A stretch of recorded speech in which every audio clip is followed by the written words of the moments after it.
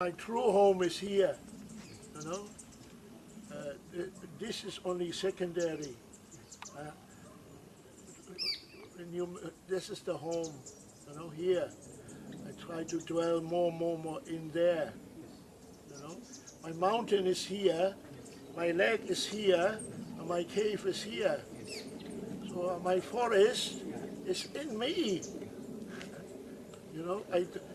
This forest is only like a base, but the real forest is inside you. Huh?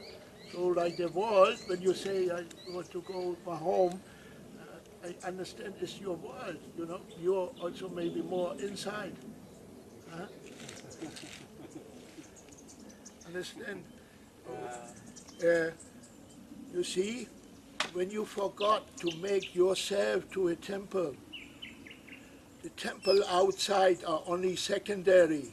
The only samud we call like conceptual, you know. They are only a means, not an end in itself. This is the greatest true end, you know, because when when you have the temple inside, you can transcend the world. But the temples sometimes outside, they only like separate the people. They separate the people, not unite. But the temple inside, they unite. Naturally, when you have like the temple inside, you find unity everywhere. But when you are thinking of the temple outside, you find this and that and many things and division, you know. So we should never forget that the Buddha is in our mind, the Dhamma should be in our heart, and the Sangha should be our body, you know. So the true forest should be like solitude and forest and simplicity should be in your mind. Huh? Greatness and openness should be in your heart. And simplicity and naturalness should be with your body. So when he say he go home, I understand he is just still going around. You see that when I say home, you think it's a paradise, but I want to bring you here to learn. That's why the lady sent to me when they sadly because Lord and God. It's also, you must understand, when the Buddha, who is our teacher, what he did find, you should like remember his enlightened nature. What did he find, and what is the original nature? Now, the nature we cannot break. If you look for that, then maybe you have, your life becomes a passage, not like a course, but a passage, a direction and passage to something higher. You know, like I remember yet my teacher's word.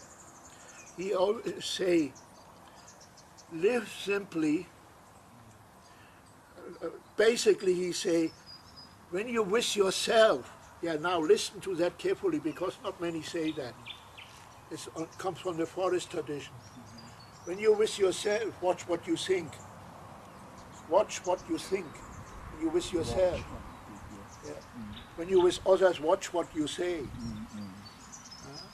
And eat little, sleep little, practice much, and think highly. Eat little, sleep little, practice much, and think highly. Always think like in a Buddha's way. When you go that way, then your life becomes a passage, and your end becomes a gate, rather than an exit door. It becomes a gate. You know, like your end, your death becomes a gate, not an exit.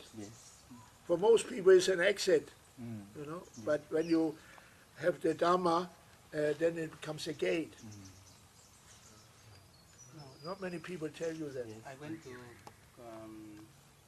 Kent and became the fellow. Oh, yes, you're very old man now. Very old and Sick. He lost a lot of memory. Yeah, memory, huh? Yeah, a lot of memory. So he's very sick. Very sick. Because he lived in Wyman Ferry there after Kandy Fellow left. Yeah. So where the Wyman Ferry, where the before we want come in and the lay people in control, they ask for the to pay for the something like that before here there. And even they request me to there, but when they think about that, cannot because we are Sangha. Yeah, they not look after that place very well.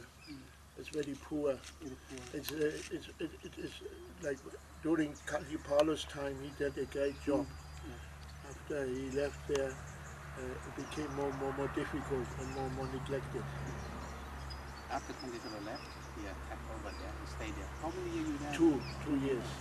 Because Longest.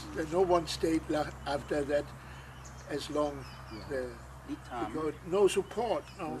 this time when I come back, the Sangha meeting, and I bring out some people. He asked me to go to join in the meeting. I said no, because you should become a chairman of Sangha. You cannot be another. But you don't want that. You want to live like this. You build the real temple, not the real name. Yeah. What they knock up. I don't need. I don't need it. As I get older also, you see also when you get older, you have to learn to go more within. Because when you get older, you find naturally more limits. Like in a conditional and in a worldly, everything becomes difficult.